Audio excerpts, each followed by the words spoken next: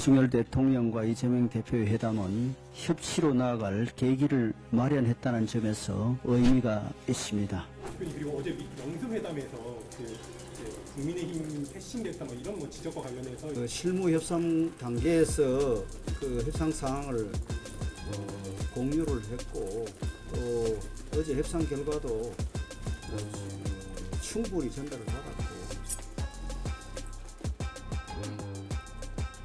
패싱이라고 주장을 하는데 제가 만약에 나도 참여해야 된다고 처음부터 주장을 하는 사항이라면 회담이 성사되겠습니까? 그런 표현이 적정한지 저는 조금 생각이 다릅니다.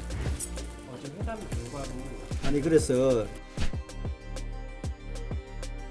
표현하고 지적하는 데 대해서 조금 동의가 어려운 부분이 있습니다. 야당 원내대표랑 5월 본회의 일정 합의하실 건지요?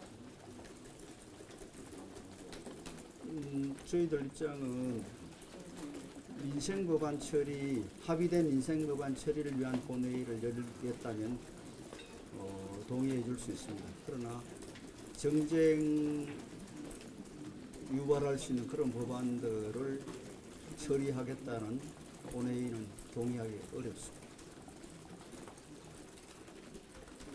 오늘 추가 협상도 또 계획이 돼 있으신가요? 뭐 필요하다면.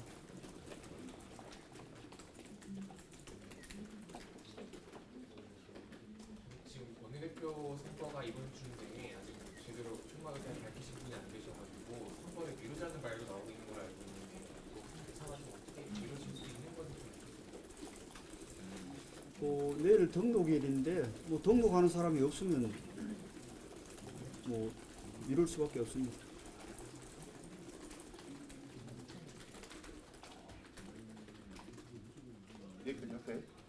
대표님 야당에서 최상병이랑 이태원 계속 5월 2일에 올리겠다고 계속 물러서지 않으면 그때는 이제 국민의힘에서 그건 전략에 관한 문제니까 답을 할 수가 없죠. 그리고 어제 영수회담에서 국민의힘 패싱됐다 뭐 이런 지적과 관련해서 이제 당에서도 이제 용산에 의견을 전달하고 뭐 이런 역할을 하셨다는 얘기가 있던데 구체적으로 좀 어떤 의견을 전달하셨는지. 그 실무 협상 단계에서 그 협상 사항을 공유를 했고 또 어제 협상 결과도 충분히 전달을 받았고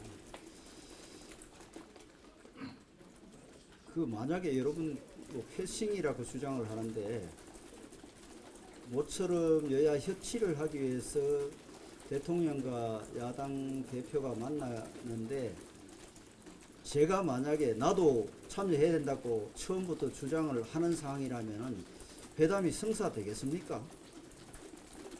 회담의 그 협치를 위한 회담 성사를 위해서 여당은 상황을 공유하고 서로 논의를 하지만 그 이재명 대표가 제가 함께 하자고 했으면은 이번 회담은 이루어지기가 쉽지 않았을 겁니다. 회담 성사가 중요하다고 생각해서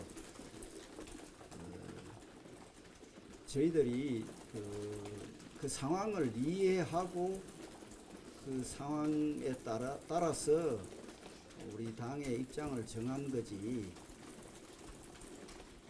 그거를 그런 표현이 적정한지 저는 조금 생각이 다릅니다. 어제 회담 결과로 아니 그래서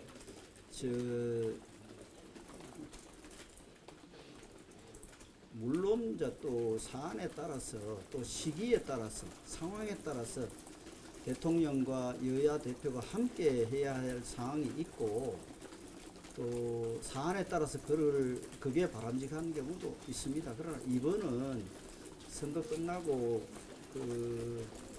대통령께서 모처럼 이재명 대표가 그동안에 만남을 제안을 수차례 해 왔기 때문에 대통령께서 직접 전화해서 만남이 이루어진 건데 그 상황에서 여당 대표가 왜 우리는 참여를 안 하느냐는 이야기를 하는 것이 국민들 그 입장에서 맞는 것인지 그런 것도 제가 다 생각해서 당의 입장을 정했다는 것을 말씀드립니다. 그거는 저는 뭐 그렇게 표현하고 지적하는 데 대해서 조금 동의가 어려운 부분이 있습니다. 민주당이 주장하는 법만큼 국민의힘도 고준위법과 같이 21대 국회 내내 지속해서 입법을 추진했던 법안들이 있는데요. 물론 22대 국회로 넘어가겠지만 21대 국회에서 마무리하는 것도 중요하다고 생각합니다. 여기에 대해 고준위법 등 관련해서 국민의힘이 입법을 추진해왔던 법안에 입법을 하기 위해서 전략 같은 것이 있을까요? 얼마 남지 않은 회기 기간이라서 좀 더 어필하는 것이 중요해 보이기도 한데요. 제가 처음에 말씀드린 대로 고준위 방패장법을 비롯해서 민생 법안들을 처리하자는데 동의합니다. 그러나 다른 정쟁법들을 처리하는데 끼워 넣기로 이렇게 해서 정쟁법을 처리하는 게 주가 되고 거기에 그 마지못해 그 민생 법안 한두 개를 그 처리를 그 본회의 열기 위한 수단으로 끼워 넣는 것은 동의하기 어렵다는 이야기입니다. 근데 어제 영수회담에서 윤 대통령님이 김여사 특검과 해병대 최강병 특검법 등 그 일부 의제에 대해서는 답변을 아예 하지 않았다는 그 지적도 있었는데 혹시 이에 대해서는 좀 어떻게 보시는지? 아니 이제 공개 발언에서 그 모두 발언에서 한 얘기들을 비공개 때 다시 그 문제를 야당에서 얘기를 하지 않기 때문에 대통령께서 문제 제기하고 비공개 때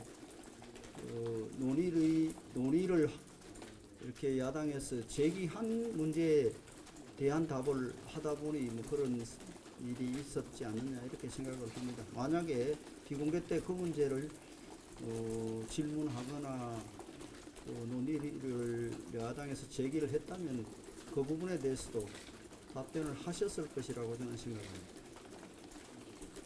어제 영수회담에서 이재명 대표가 그 의료개혁 관련해서 야당이 제안하고 있는 공론화위원회 좀 같이 하자 뭐 이런 말을 했었는데 공론화위원회에 대한 여당 입장 어떻게 되는지 여쭤보겠습니다.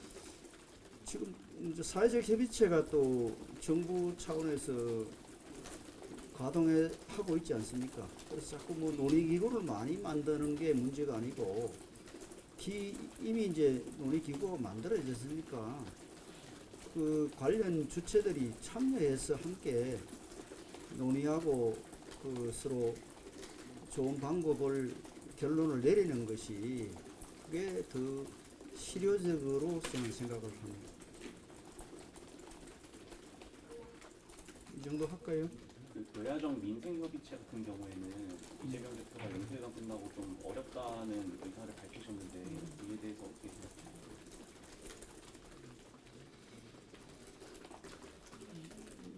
뭐 또 야당은 야당의 입장이 있을 겁니다.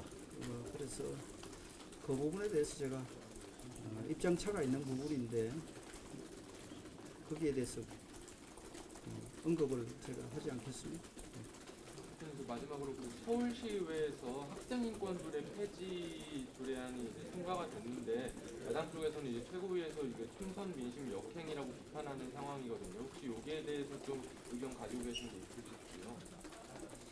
각 시도별로 지방의회가 있지 않습니까? 지방의회에서 또 거기도 여야가 있을 것이고 또 지방 그 자치단체별로 입장이 있을 거니까 국회에서 뭐 그건 지방 그 시도 그 의회에서 뭐 판단하도록 이렇게 그 하는 것이 좋지 않나 이렇게 생각합니다. 뭐 국회가 지방의회에서 하는 일까지 뭐 이런저런 관여하는 것이 바람직하지 않다고 생각합니다.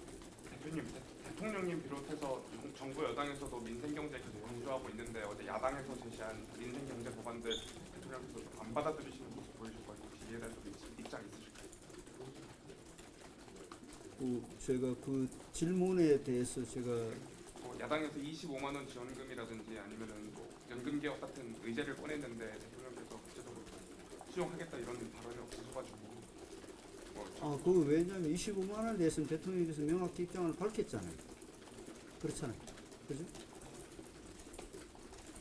연금개혁과 관련해서는 오늘도 뭐 특위가 열립니다. 그래서 그 공론화 과정을 거친 안에 대해서 여야 간에 논의는 할 거고 보고를 받아서 논의는 하지 않겠습니까? 그러나 이제 그게 그 재정 수지, 연금 재정 고갈 문제를 해결하는데 여야 간에 그 연금 고갈을 해결하기 위해서 여야 간에 뭐 합의가 될지는 오늘 논의를 해보면 알겠죠. 예.